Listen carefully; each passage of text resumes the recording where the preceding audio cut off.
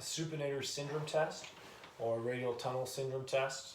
This is going to be testing for peripheral nerve entrapment or compression of the posterior interosseous nerve, which is a branch of the radial nerve. So for this test, we're going to have the patient long sitting on a table, and then we're going to have their elbow about 90 degrees, and we're just going to palpate and support their forearm here with their hand. And then what we're going to have them doing is going from pronation. We're going to have them supinating their wrist.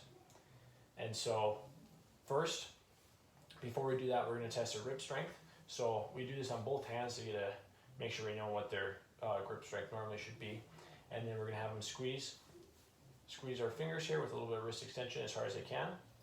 And then so we're going to support the forearm here, and then we're just going to have them do that motion of supination about 10 times, and hand shake them, and then I'm going to resist that motion. So you can do that, and you're going to resist the motion. You want to make them work a little bit for it, and then do about 10, and that should exacerbate the compression of that posterior interosseous nerve.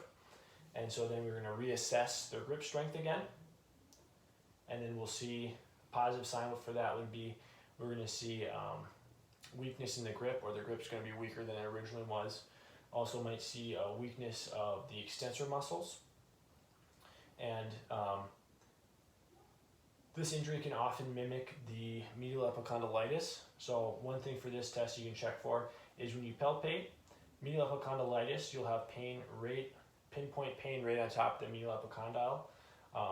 With the supinator syndrome test, the pain is going to be more distal to the medial epicondyle. So that's one way you can differentiate between the two injuries, where medial epicondylitis is going to be right over that medial epicondyle, and then nerve entrapment of the posterior interosseous, that pain is going to be more distal of the medial epicondyle.